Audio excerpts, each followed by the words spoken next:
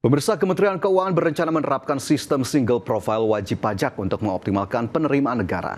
Adapun implementasi single profile akan dilakukan secara bertahap. Kementerian Keuangan berencana menerapkan sistem single profile wajib pajak sebagai bagian dari upaya mengoptimalkan penerimaan negara di sektor perpajakan. Kebijakan ini tercantum dalam Peraturan Menteri Keuangan Nomor 70 Tahun 2025 tentang Rencana Strategis Kementerian Keuangan 2025-2029 yang memuat sejumlah langkah untuk memperkuat pengelolaan fiskal dan meningkatkan efisiensi pengawasan. Kepala Biro Komunikasi dan Layanan Informasi Kementerian Keuangan Denny Suryantoro menjelaskan implementasi single profile akan dilakukan secara bertahap, termasuk perluasan pemanfaatan pada beragam sistem layanan. Sistem single profile akan menekankan pada aspek integrasi yang dilakukan untuk menyatukan data pengguna layanan Kementerian Keuangan yang selama ini dikelola dalam sistem berbeda. Dengan integrasi tersebut, Direktorat Jenderal Pajak Kementerian Keuangan dapat memperoleh gambaran yang lebih lengkap mengenai kondisi ekonomi wajib pajak. Hal ini akan memudahkan otoritas pajak dalam mendeteksi ketidaksesuaian data, menemukan potensi penerimaan baru, serta mencegah praktik penghindaran pajak. Selain memperkuat pengawasan, menurut Denny, profil tunggal juga mempermudah proses administrasi bagi wajib pajak, sehingga masyarakat tidak perlu lagi memiliki berbagai nomor identitas yang berbeda untuk urusan kependudukan dan perpajakan. Dari Jakarta, Tim Liputan IDX Channel.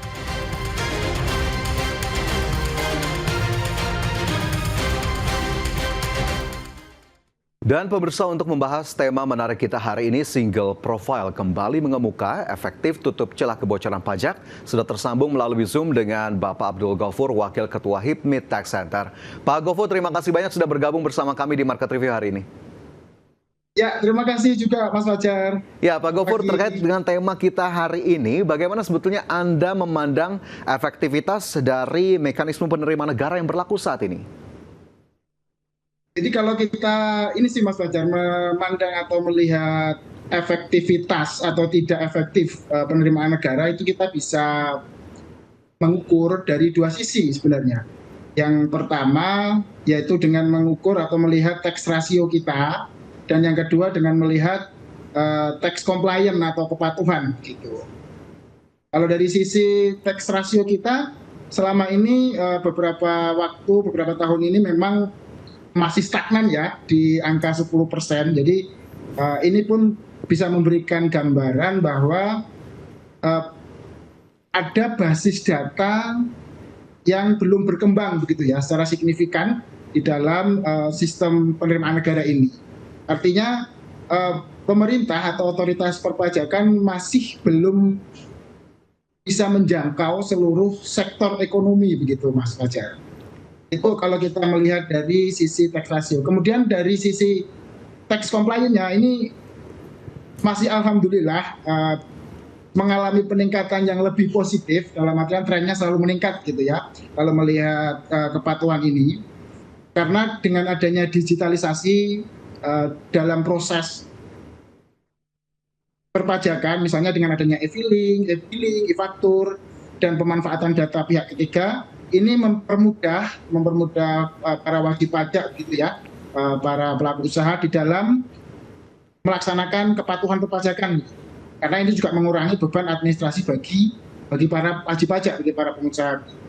Namun demikian, mungkin ini dengan adanya sistem yang berlaku, ada tantangan sih dalam jangka pendek yang perlu segera kita jawab, yaitu dalam proses pelaporan nanti SPT tahunan, kan sebentar lagi ini selesai kan, 2025, kemudian kita harus melaporkan SPT tahunan pajak kita.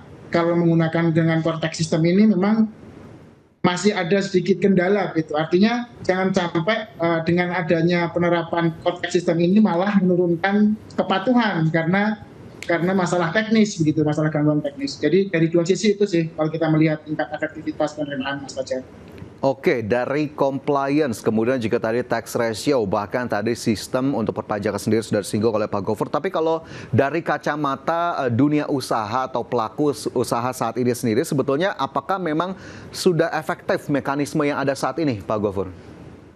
Ya, kalau dari sisi pengusaha sebenarnya kita melihat bahwa di dalam sistem perekonomian kita banyak artikel, banyak tulisan, banyak juga laporan menyatakan bahwa kita masih ada shadow ekonomi begitu ya, atau ekonomi underground gitu.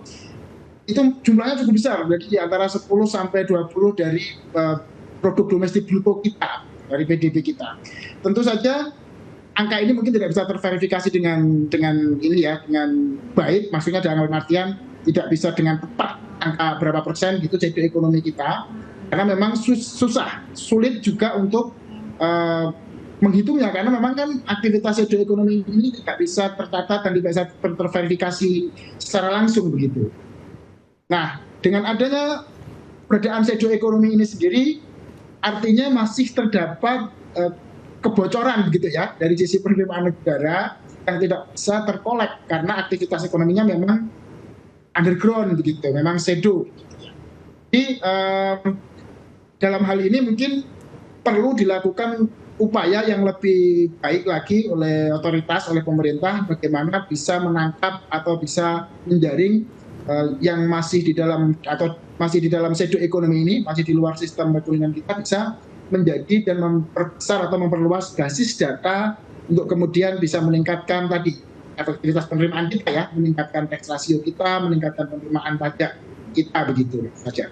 Oke, sebelum kita gali lebih lanjut terkait dengan single profile, tadi menarik juga apa yang Pak Gofur sampaikan terkait shadow economy atau aktivitas perekonomian underground. Nah, boleh diberikan gambaran nggak sih Pak Gofur sebetulnya apa saja yang memang sudah teridentifikasi sebagai underground economy activity atau shadow economy itu sendiri, agar kemudian bisa kita juga lihat celah-celahnya di mana saja ini untuk kebocoran penerimaan negara? Ya, seperti yang tadi sempat saya sampaikan bahwa karena memang aktivitas dari ekonomi underground ini ya, atau shadow ekonomi ini tidak tercatat by sistem, maka ini memang agak susah begitu ya. Tetapi perlu beberapa hal bagaimana supaya kebocoran yang terjadi atau yang selama ini masih belum terkolek atau terkumpulkan menjadi basis perpajakan kita, itu ada beberapa hal yang mungkin bisa dilakukan ya untuk menekan potensi dari kebocoran adanya aktivitas shadow ekonomi tadi itu. Mungkin yang pertama yang perlu dilakukan pemerintah itu yaitu memperkuat mekanisme pemotongan dan pemungutan pajak pada simpul-simpul aktivitas ekonomi yang berpotensi memiliki kebocoran tinggi begitu ya.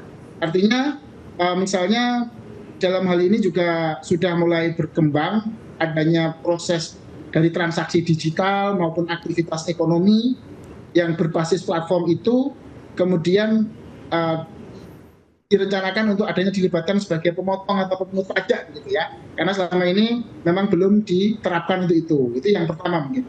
Kemudian yang kedua, kalau boleh saya menyampaikan bahwa penyederhanaan atas regulasi dan mengurangi ruang diskresi begitu ya untuk menekan kebocoran tadi. Artinya regulasinya disederhanakan, karena dengan ini bisa semakin memperkecil ruang multitafsir atau juga ruang negosiasi, sehingga ini akan juga memberikan penerapan yang lebih baik nanti di lapangan.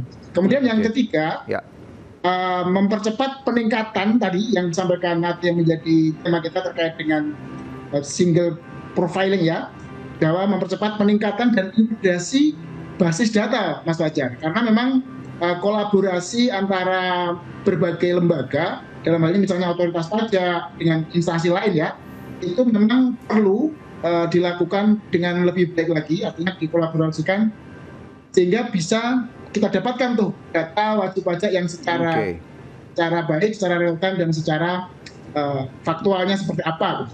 Baik, jadi kurang lebih tadi ada 3 yang kemudian bisa dilakukan terutama oleh otoritas begitu ya terkait dengan perpajakan, apa saja yang harus dilakukan ataupun disempurnakan. Baik, Pak Gufron, kita tahan dulu, nanti kita gali lebih lanjut, tapi kita harus jeda sejenak. Pemirsa tetaplah bersama kami, Market Review segera kembali. Bersama kami di Market Review, pemirsa, dan sebelum kita lanjutkan diskusi kita di hari ini, saya ingin mengajak Anda untuk melihat infografis yang sudah disiapkan oleh tim redaksi kami. Kita ke infografis yang pertama, pemirsa, ini terkait dengan pendapatan dan target penerimaan pajak dalam triliun rupiah. Pemirsa, kita lihat di tahun 2024, ini realisasinya sebesar 1.932,4 triliun rupiah. Kemudian di tahun 2025 ditargetkan mencapai 2.076,9 triliun rupiah. Kita ke infografis berikutnya, pemirsa, ini terkait dengan realisasi dan target penerima negara dalam triliun rupiah. Di tahun 2023 tercatat berdasarkan data Kementerian Keuangan 2.783,9 triliun rupiah. Kemudian jika kita lihat di tahun 2024 meningkat ke 2.850,6 triliun rupiah. Di 2025 pemirsa, outlook dari penerima negara di level 2.865,5 triliun rupiah. Dan di tahun 2026 berdasarkan RAPBN 2026 ini di 3.153,6 triliun rupiah. Dan kembali kita lanjutkan diskusi kita hari ini, pemirsa, terkait dengan single profile kembali mengemuka. Efektifkah tutup celah kebocoran pajak? Kembali kita lanjutkan diskusi bersama dengan Bapak Abdul Ghaufur, Wakil Ketua HIPMI Tax Center. Pak Ghaufur, kalau kita melihat kembali terkait dengan wacana single profile yang kembali mengemuka, sebetulnya secara general atau secara umum apa yang bisa kita lihat dari wacana ini, Pak Ghaufur, yang memang sudah berjalan dalam beberapa waktu? Iya. Mas Fajar, sebenarnya memang kalau kita bicara tentang single profile ini sebenarnya ada yang sudah berjalan ya. Paling tidak kalau kita sempat melihat dan sempat mendengar bahwa ada proses pemadanan NPWP dan NIK begitu ya. Nah, proses itu tengah berlangsung sampai saat ini. Tapi memang kalau dilihat agak berjalan dengan terlambat gitu ya. Memang agak kurang cepat begitu proses dari pemadanan NIK dan NPWP itu sendiri. Sehingga ini perlu dalam artian perlu memang dilakukan percepatan untuk proses pemadanan NPWP dan NIK tersebut. Nah, yang tidak kalah pentingnya adalah bagi para wajib pajak, bagi para pengusaha, proses dari single profiling ini semestinya tidak menambah beban baru gitu ya. Dalam artian jangan sampai dengan adanya single profiling ini akan menambah beban administrasi bagi wajib pajak. Itu yang menjadi catatan sih. Karena memang ini pernah dilakukan di pemadanan NPWP dan NIK, dan ini kan proses single profiling nantinya akan semakin berkembang terus gitu ya. Jadi misalnya terkait dengan data dari pihak kepabianan dan cukai, data dari pihak pertanahan dan lain sebagainya begitu. Sehingga akan ketahuan itu dari proses single profiling ini, Mas Fajar. Oke, tapi sebetulnya dari pelaku usaha terkait dengan single profile ini sendiri sebetulnya ya akan mengikuti saja begitu ya, Pak Ghaufur, ataukah justru memang tadi sudah terlihat akan ada kendala di sana-sini untuk kemudian memadankan dari wajib pajak itu sendiri?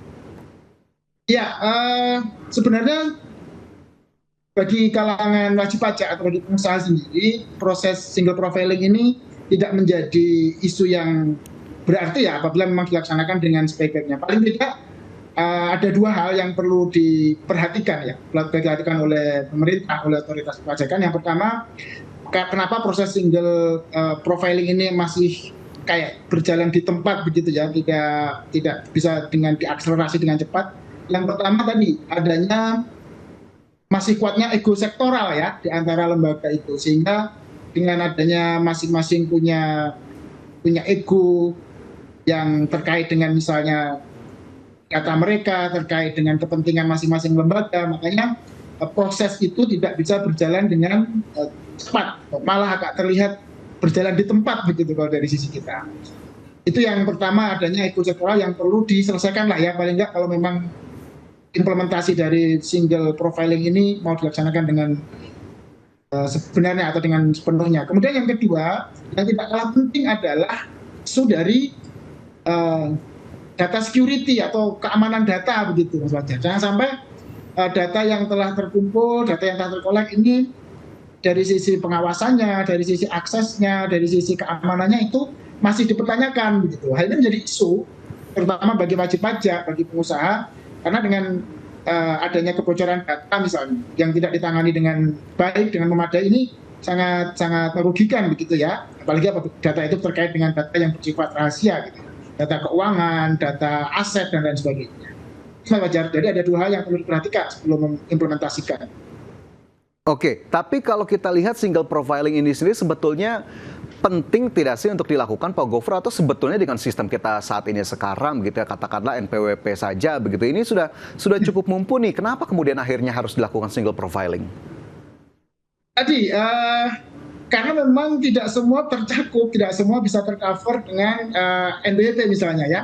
Pasti ada data-data yang tidak dilaporkan, data-data yang belum tercatat, belum disampaikan di dalam pelaporan pajak misalnya. Sehingga perlu adanya kolaborasi tadi, perlu adanya integrasi data dari berbagai lembaga untuk bagaimana memang menyiapkan dan menyatakan semuanya ini bisa nanti dengan adanya single profiling ini, optimalisasi atas penerimaan negara tadi bisa tercapai begitu Mas.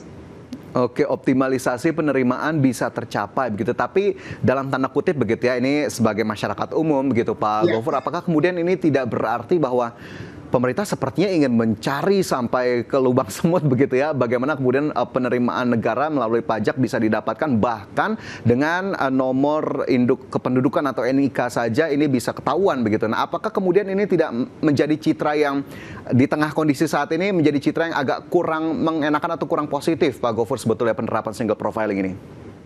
Iya, memang penerapan dari nanti single profiling ini memang tadi isunya antara lain masalah dari keamanan data atau data security tadi. Tetapi memang dari sisi pengusaha juga perlu kita lihat bahwasanya penerapan dari single profiling nanti seperti yang saya sampaikan di depan, satu, jangan sampai menambah beban administrasi.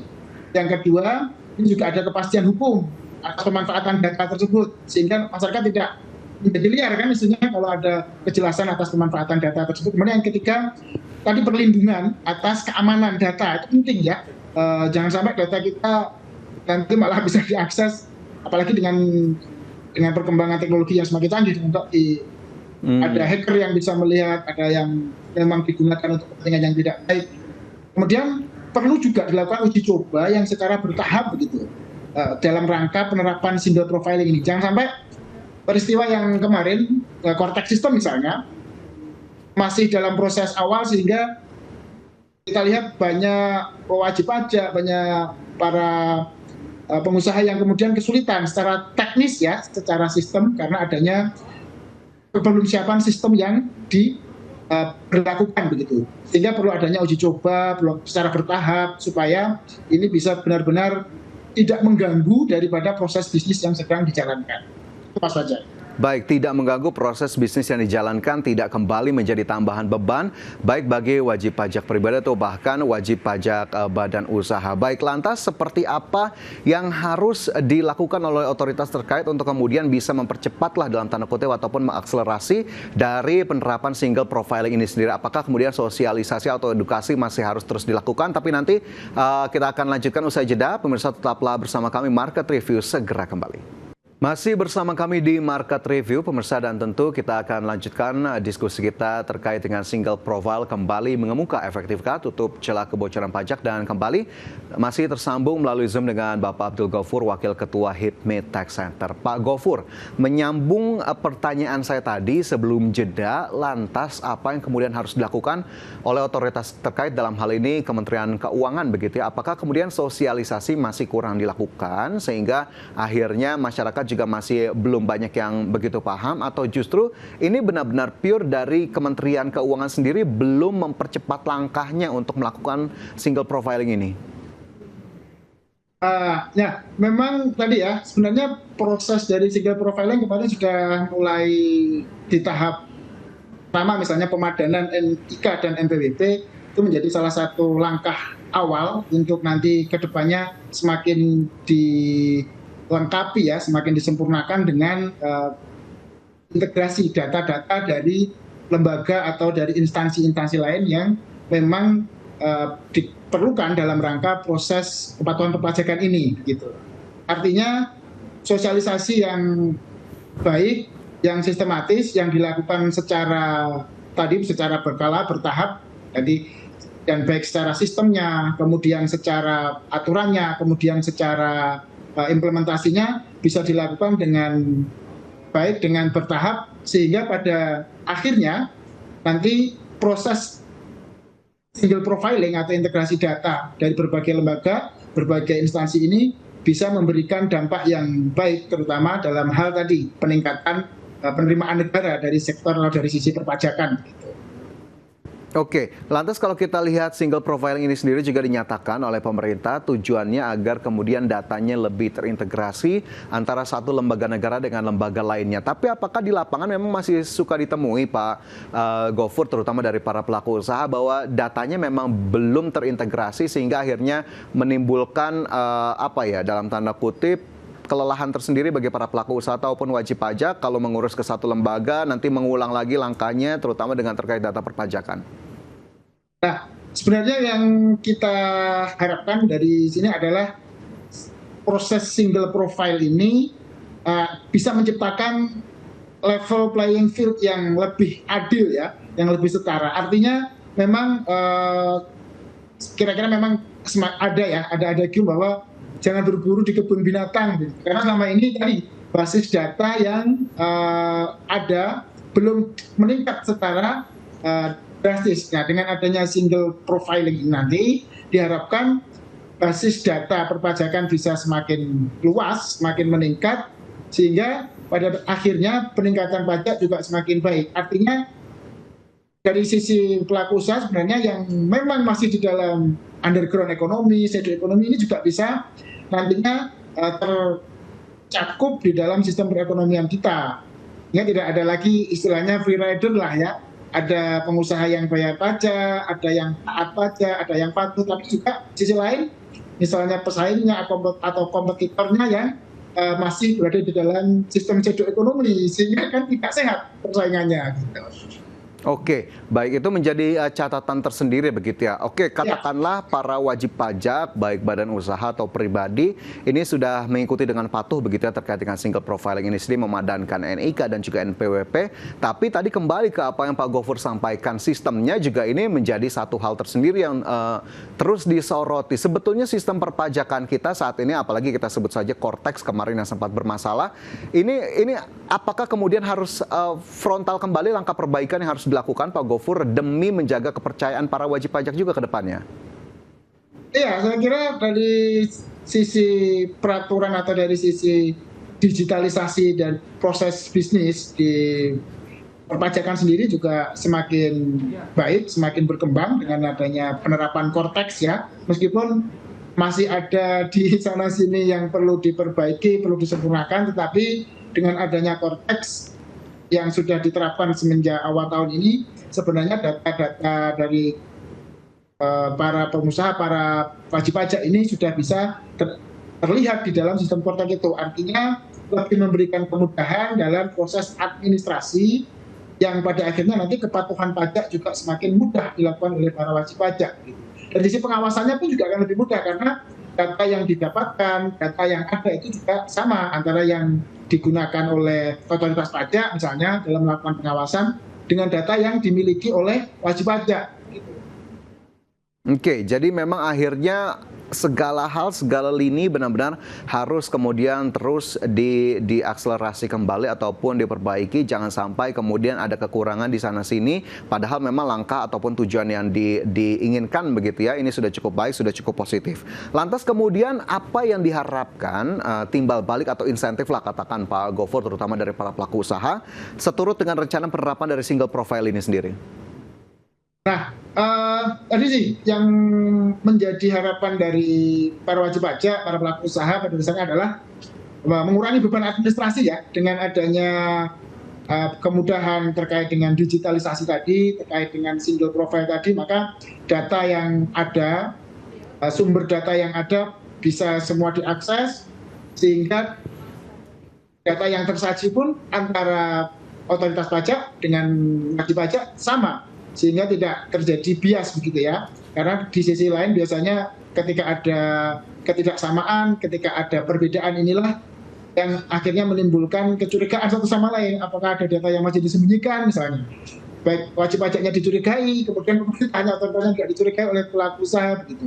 Artinya dengan adanya single profile ini kita berharap bahwa semua bisa menggunakan data yang sama dan bisa terciptanya tadi level playing field yang bisa memberikan tingkat sehingga secara dengan kompetitor pun kita juga bisa lebih baik lagi begitu. Oke, baik, level playing field yang sama ini juga tentu menjadi harapan terutama dari para pelaku usaha terkait dengan penerapan single profile wajib pajak. Pak Gofur, sebetulnya masih banyak yang bisa kita gali, tapi sayang sekali waktu kita terbatas di hari ini. Terima kasih banyak sudah bergabung bersama kami di Market Review. Sehat selalu dan sukses selalu untuk Anda. Sampai jumpa. Terima kasih Mas Fajar. Dan pemirsa, kembali bersama kami di Market Review, dan tentunya ada tema menarik lainnya yang juga akan kami bawakan di sesi kedua hari ini, dan tentunya ada sedikit informasi yang akan kami sampaikan. Pemirsa, amid global economic transformation and the growing urgency of the green transition agenda, capital mobilization has become a strategic issue that cannot be separated from the role of women.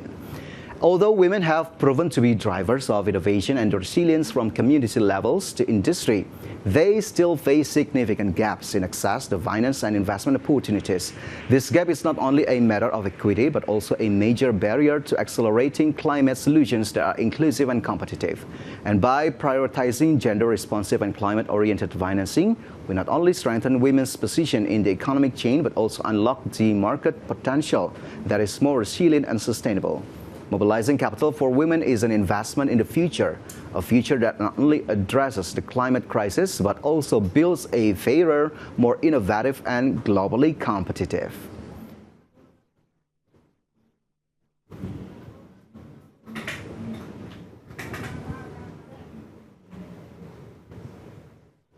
And viewers, to get a deeper understanding, today Market Review will discuss about closing the gap, mobilizing capital for women and climate. And join us already in the studio, Mr. Priyank Tiwari, Senior Director Research, Advisory and Government Relations of Impact Investment Exchange, or IIX. Thank you very much, Mr. Tiwari, for coming us today. Thank you for having me on the show. Okay, so we'll talk about closing the gap and mobilizing capital for women and climate. Maybe my first question would be like, would you please firstly explain what is Impact Investment Exchange, what is IIX do, and what is the mission or objective? So Impact Investment Exchange, we are a global organization mainly focused on unlocking more inclusive capital, focused on gender equality and climate action, and specifically at the intersection of gender and climate. So we do this through various financing, innovative financing instruments, of course with a lot of support on research, on advisory services, as well as building institutional capacity in different countries. We are quite active across the global south, and specifically in South and Southeast Asia, and we have a lot of active presence, and we hope to go deeper in the Indonesian market as well. One thing that we actually have been advocating along with our partners is something called the Orange Movement. Orange symbolizes the color of UN SDG 5, which is gender equality. And the goal really is to see how can we support more women get access to capital and therefore make financial markets a lot more equitable and a lot more inclusive. Okay, that's quite interesting. What is the mission and for the IIX itself? Orange Movement, you already stated. We know that Orange Capital has been deployed in Indonesia, but how has it performed from a market and impact perspective? Well, that's a good question, because Indonesia, the way we look at it is that Indonesia is already a pioneer in sustainable finance markets. We have seen upwards of $11 billion being mobilized through various thematic bonds. So there is already this strong foundation that's been set in Indonesia, of course enabled by policy regulations and environment through OJK, IDX, the government as well. So this has allowed us to really position Indonesia as the most ideal country to introduce orange capital markets. I think a recent case in point that I'd like to highlight here is the landmark issuance of Indonesia's first orange bond and the world's first orange sukuk by PT PNM, directly benefiting last mile ultra micro women entrepreneurs. The instruments were very well received by the market. In fact, they got a rating of ID AAA, which really enhanced the credit worthiness, but also boosted investor confidence. And we see this really translating into the way the instrument was received. PNM now has looking to mobilize 16 trillion rupiah across multiple tranches of orange bonds in Sukuk. And in fact, the first tranche earlier this year was significantly oversubscribed. So that tells us that there is a tremendous market potential for orange instruments in Indonesia. What we need to do is just work with the right stakeholders in Indonesia to see how we fully unlock this potential. So given all of this, we do see that there is a huge opportunity for us to really look at Indonesia as a champion in orange capital. And of course, on the impact side, these proceeds will benefit micro women entrepreneurs. And we expect to see very specific impact and data numbers over the coming weeks as the proceeds are being deployed in line with the global orange bond principles. So actually, Indonesia has issued the world's largest orange bond, but what makes Indonesia's capital market approach unique as a model for the region? So for us, it's been a very interesting collaborative experience in Indonesia. We see that from a policy standpoint, you have initiatives such as the OJK Sustainable Finance Roadmap. You have incentives from OJK as well as IDX to support issuances. There is a good level of commitment from the government. We also see private sector stepping up to actually look at issuances. So all these factors have sort of come together to really create the ideal, capital market environment for more such issuances to happen. So we look at Indonesia as a market that really has this potential to also demonstrate to the region how inclusive markets and inclusive capital can be unlocked. Then, of course, there is the Sharia finance market. And Indonesia is, again, very active in pioneering Islamic financial instruments. We see this, of course, with PT PNM's issuance of the world's first orange sukuk, which in itself is creating history in the region. So really, there is opportunity for us to see how Indonesia can be a benchmark for other Islamic nations to also embrace and reimagine what Sharia financing can do to support inclusive development. But regarding what we can see, the condition, the supportive condition, the collaboration that you already mentioned, did you find any challenges or any difficulties in developing in Indonesia market regarding the orange capital market itself? I think, as I said, I think that given the strong foundation and the great policy support we have got from stakeholders like IDX, OJK, and the government, we've been working very closely with stakeholders like Ministry of Finance, UNDP, of course, the regulators, Bappenas as well, and the whole financial ecosystem. And the goal was to see how we can systematically introduce orange in Indonesia. So there are always challenges when you introduce a new asset class, and that too a cross-cutting asset class like orange. But really, I think the approach of IX has been to see how we bring all the stakeholders together to make sure that there is enough market education, enough awareness, there is investor engagement, and all these things happening at the same time, so that the forces to be sort of come together to make orange capital a reality. So I think it's more about trying to really engage with the ecosystem to make sure that whatever challenges must be addressed, they are being addressed collectively. Okay, challenges must be addressed, and one of them is educate or engage the society itself to enlarge the orange market or orange capital market instrument itself in Indonesia. Right, there are still many questions for you, Mr. But we should take a break first. And pemirsa, tetaplah bersama kami. Market Review segera kembali sesaat lagi. Terima kasih Anda masih bersama kami di Market Review, pemirsa, dan kembali kita lanjutkan diskusi kita hari ini terkait dengan Closing the Gap, Mobilizing Capital for Women and Climate. Dan tentu masih bersama kami Mr. Priyan Tiwari, Senior Director Research Advisory and Government Relations of Impact Investment Exchange. So my next questions, Mr. Tiwari, is if we talk about the instrument itself, beyond bonds, what other orange capital instruments and market infrastructure is in developing in Indonesia? So, I think the first issuance itself has created history for orange capital across the world. And it's not only orange bond, which of course in itself is a great success for Indonesia, but also the sukuk, which is really unlocking Islamic finance. What we have seen in Indonesia is, IX, along with partners like Ford Foundation, we have been trying to engage the entire financial ecosystem. And we are bringing together private sector, regulators, government, to really see how we can close the gap on technical understanding and really demonstrating the opportunity and potential of Orange. So we have done this through various workshops that we have conducted. We designed training programs for stakeholders to understand Orange Capital. We also developed Orange bond and sukuk frameworks in line with the OJK guidelines and, of course, aligned with the global and ICMA best practices and standards. And really looking at what are those very precise policy recommendations that are needed to actually scale up more inclusive capital through Orange. What this has led to is really helping us bring in many more international partners to collaborate with us. So we are working with the Canadian government now to help build the impact investing ecosystem overall in the market and really unlock more sustainable finance, which is a lot more inclusive. So the engagement is happening on one hand with the supply of capital, getting the investors ready, getting the education out there. On the issuer side, to understand how can they embrace Orange Capital instruments, but also on the capacity side. How do you build institutional capacity for the regulators, for the enterprises, for the other users of capital? So all these things, I think, is something that we've been doing quite actively in the market, and therefore we see tremendous potential for us to scale this up with the strong foundation and precedents that have been set in the market already. So you say that the Orange bond, one of them, is quite successful.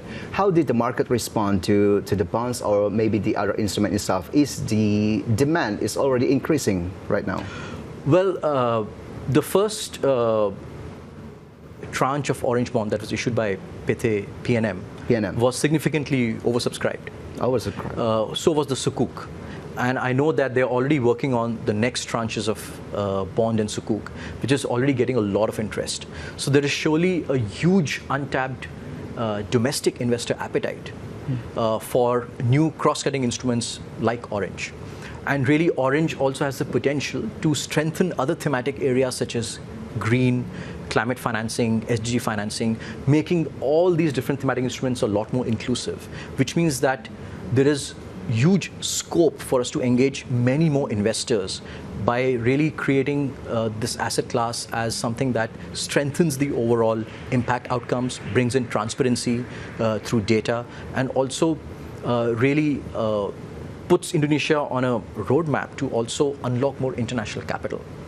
So going forward, what we see is a lot of interest actually coming in from other banks and financial institutions to look at Orange instruments, but interestingly, also from infrastructure companies and other value chain sectors to see how Orange can strengthen their climate financing, their green bonds, their thematic focus areas.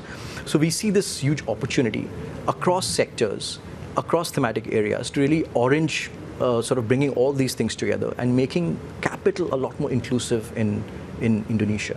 Similarly, I think the bigger opportunity is to see how do we take this learning to other markets in the region that are also looking to make capital a lot more inclusive. What are those specific activities that Indonesia has done where they can be more knowledge sharing across the ASEAN region in particular, and really position Indonesia as a regional pioneer in Orange capital markets. And we see this now appetite coming from many of the markets in ASEAN as well. With benchmarks being set in Indonesia, there is this opportunity for us to really engage in the region and really create a more collaborative, connected financial market.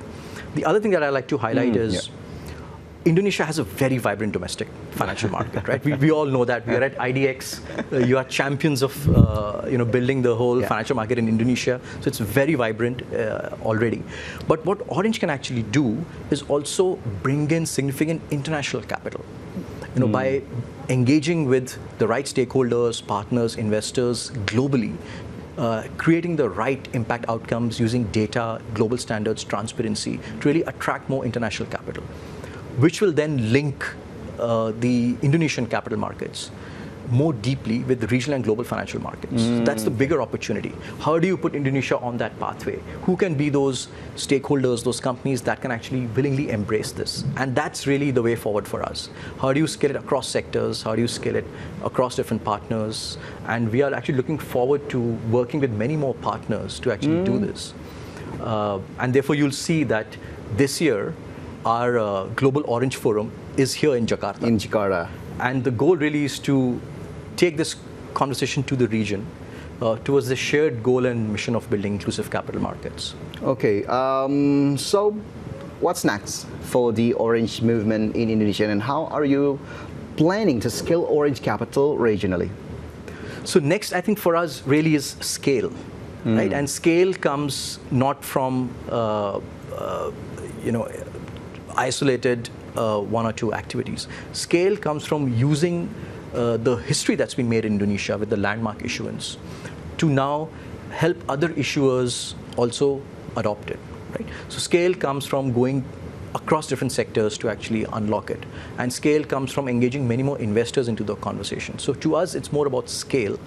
But for scale to happen, what is needed is how do you institutionalize Orange Capital? How do you institutionalize that in policy reforms? How do you institutionalize Orange in the development agenda of the government? So that's the bigger opportunity for us to see how do you institutionalize Orange Capital so that many more issuers embrace it. And partners like IDX, like OJK, continue supporting it, through the right incentives, to the right participation. So that really is the bigger opportunity. And then take this learning to the region. Take the whole learning from Orange Sukuk to other Islamic countries that are looking to reimagine what Sharia financing can do for inclusive development. Take those learning to those markets. Take the whole Orange Bond ecosystem that we have built here to other countries in the region, and therefore position Indonesia as a regional pioneer. I think that is the opportunity all of us need to collectively work toward. And that's what we are doing here at the forum, bringing all the people together to really spotlight Indonesia and help other countries understand what Indonesia has done that can be adopted by other countries. And then how do you see the scale of the Orange Capital globally, maybe in short term, mid-term, or long term? I think we see a lot of interest from many emerging markets. We know that the overall impact investing and development financing sector is going through its own evolution at the moment, which means people are actually innovating.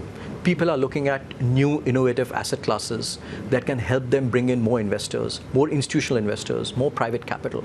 And Orange really is, is that global standard that can really help many countries be on this pathway. So we are talking to many countries in the region who are looking to, in their own way, introduce Orange Capital, introduce inclusive financing, more gender-aligned, climate-smart financing to support development, support women, support enterprises, and support even their green transition and infrastructure projects.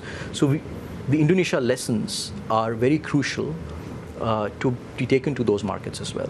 Okay, so we hope that Indonesia can be a role model for the other region. But maybe this is my last question, Please, Mr. Tiwari, if we talk about the Orange Forum 2025, which is held in Jakarta right now in November 2025. What is the main spotlight of this forum, actually? The main spotlight, and I must add that it's being co-hosted with IDX, and it's happening at IDX.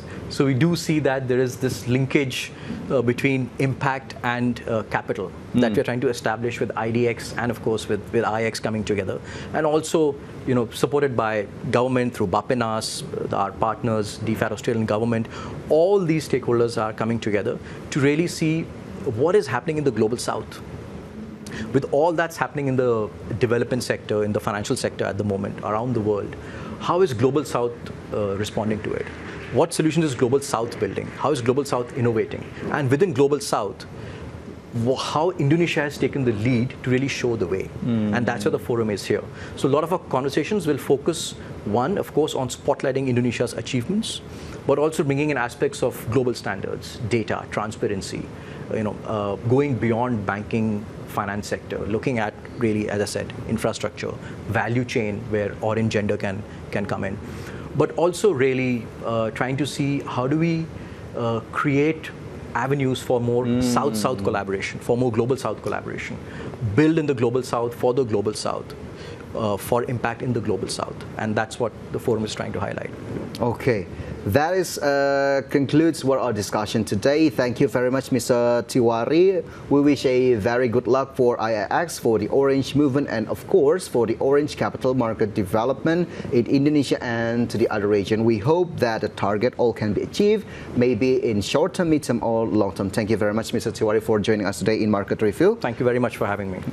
And we'll see you again in the other forum or other agenda. Thank you very much. Looking forward to it. Thank you. Dan pemirsa, 1 jam sudah saya menemani Anda dalam Market Review. Perbarui terus informasi Anda hanya di IDX Channel, your trustworthy and comprehensive investment reference. Karena urusan masa depan harus terdepan, aku investor saham. Saya Fajar Wayung pamit undur diri. Terima kasih, sampai jumpa.